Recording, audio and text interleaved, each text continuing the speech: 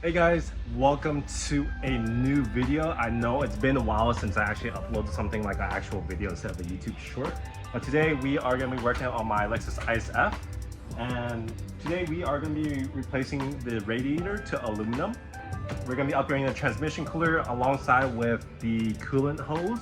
On top of that, a performance thermostat. So the ideal build for this car is going to be a time attack car. So I'm just upgrading this cooling system because it is pretty important for us to actually beef it up, because once on the track, you're literally pushing this car to its limit, and it's highly recommended that you guys do this. You guys don't really need to have the hose or the thermostat. You guys don't really need it. Some people do, but I'm just doing it for the peace of mind because I ran all this setup for my TL. Besides the transmission cooler, because the TL Type S is a manual, so it doesn't really need it. It works fantastic, and I have no issues with it whatsoever. I already took it to Laguna, like literally kept pushing it until it was like redlining, and yeah, so the coolant and the radiator stayed at a really good temperature. Radiator held in place, so I'm gonna do the same thing to the ISF. So this is the aluminum radiator that we're installing. Looks like it's a Koyo Red, and I'm not sure if I'm pronouncing that correctly. You get this for around like $500 to $600. And then this is a transmission cooler. I forgot which brand this is, but you guys can pick this up for roughly around $50 to $60. And then this is a Mishimoto performance thermostat. You can pick this up for about roughly $120, and then same price around for this tubing as well. So let's go ahead and get started. First thing we're going to do is going to remove some of these components to actually pull out the radiator. But first, before we do that, we're going to go ahead and drain the radiator. So we're underneath the car, and to drain the radiator is going to be located to right here. This is the nozzle. Sometimes this might be able to be hand loosened, but sometimes you might need a plier for this. So I lined this bucket underneath. You guys could use any other bucket. There you go. Oh, that got my eyes. After you disconnect or take off the vent cover that goes directly into the intake, we might need to remove this portion as well to gain clearance to actually remove this. And this wire harness has to be disconnected from the radiator. And then on top of that, these two connectors right here are gonna be needing to disconnect it, so we can clear this portion out of the way, and then we start disconnecting these hose line and then this reservoir as well. So yeah, remove this connectors, reservoir, and the coolant hose. If you guys are also wondering where the thermostat housing is for the Lexus IS-F, it's actually located right here. It's actually pretty easy access to get to.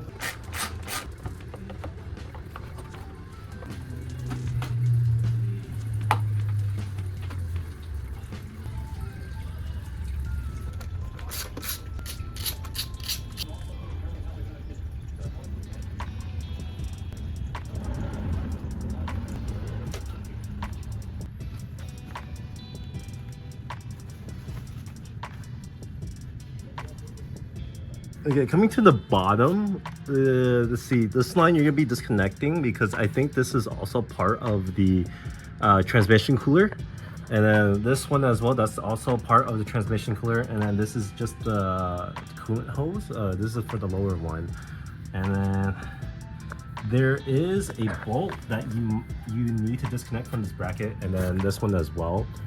And I think that should be it for the bottom portion. And then once that's done, then you guys can, well, I need to show you what bracket you need to remove for the top in order to take out this whole entire radiator.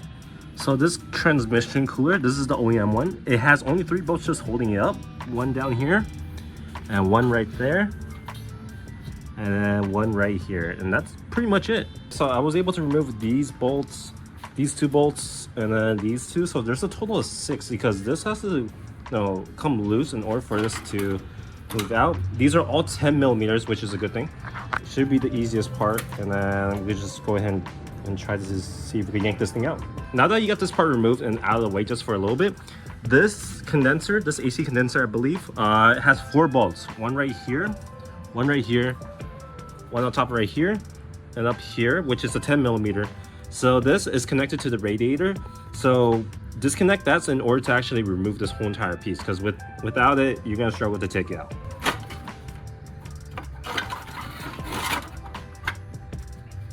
Let me explain to you guys why it's important that you guys get a aftermarket or upgraded transmission cooler. Is because it doesn't have these ports. This beefed up transmission cooler is a lot more beneficial because, one, it's 10 times bigger, as you can see the comparison, and since it's bigger, which means more airflow will go through here to make it a lot more cooler for the transmission fluid to actually flow through and be more convenient, and less hosing in the back.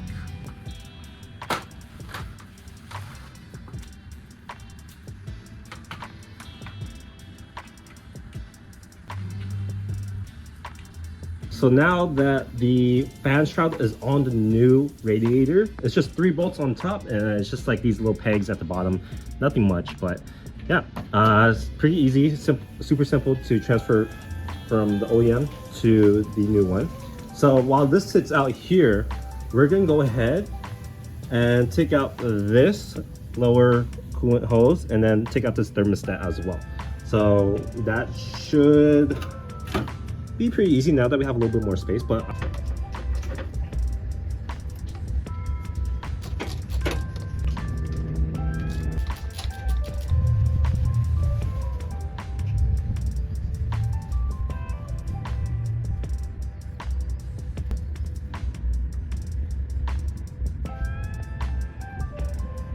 alrighty, so the performance thermostat is finally in.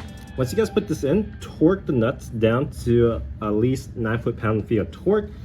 Same for the IS and IS-350, similar setup sequence-wise. And then now we're gonna go ahead and put this coolant hose on. And let me grab the collar to actually slip it on, tighten it. Alright, so now that the aftermarket coolant hose and thermostat is finally in, we're gonna go ahead and, before we put the radiator back, we're gonna go ahead and focus on the transmission cooler. See, based on the video, we will not be using these lines. Since it already comes with its own additional lines, we're gonna connect it directly from, let me get underneath. We're gonna connect the lines directly from here instead of using these excess tubings. So yeah, so we're gonna go ahead and disconnect that bolt right there. Yeah, so let's go ahead and get started. So the lines have been disconnected. Let me go ahead and try to remove all this component. There we go. Yep, and we'll go ahead and put this off to the side. There is still some tranny fluid in here. Okay, now for mounting this, I've seen people put it vertical instead of horizontal, but like facing like this. So let me see if I can get this in. Not sure if this bracket is needed. Installing this tube for this transmission cooler was a pain. It's like I can't even stress it enough how hard it is and tight. That's what she said. It is to install this, but it's finally on. Took some finessing. So I decided to actually put the bracket back on, and I'm gonna mount it on here, and I'm gonna mount it on this bracket so it could actually push out more. So there will be good clearance behind it, so airflow could go into here and here at the same time. So I'm gonna go ahead and tighten down these 10mm bolts, and then after this, then I could go ahead and put the radiator in. So yeah, this should be the last step. All right, the radiator is almost in. So when it comes to the bottom portion, just make sure those this peg goes into this grommet right here, including this side. And on top, we'll need to reuse the OEM one here, here, and then you just put it on here just like that. Okay, so let me go ahead and put everything together first, and then we're going ahead and start putting the fluid.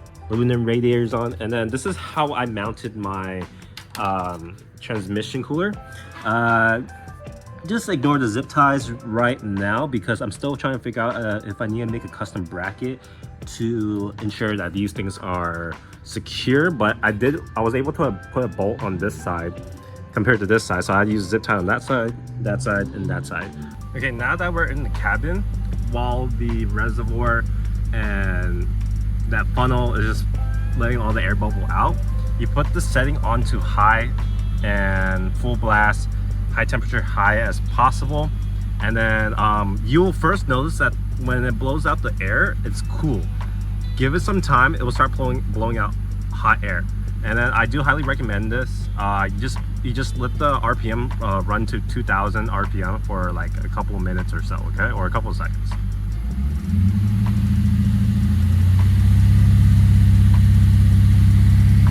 So there's still a lot of air in the system, so let this just sit and let it bleed out by itself until all the air is out.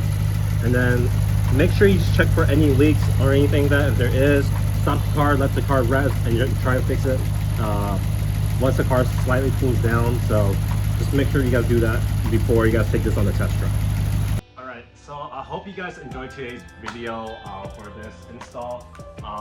Hopefully the video would have helped you guys out to install this. It's actually really easy to do. It's just burping the coolant for the radiator is the challenging part. Is tedious, so it can take a little bit longer. So just be patient. So I just turned off the car and I'm gonna turn it back on to check if there's any other bubbles before I take on the test drive. But yeah, that'll be pretty much it, and see you guys in the next video for the Lexus IS-F Time Attack build.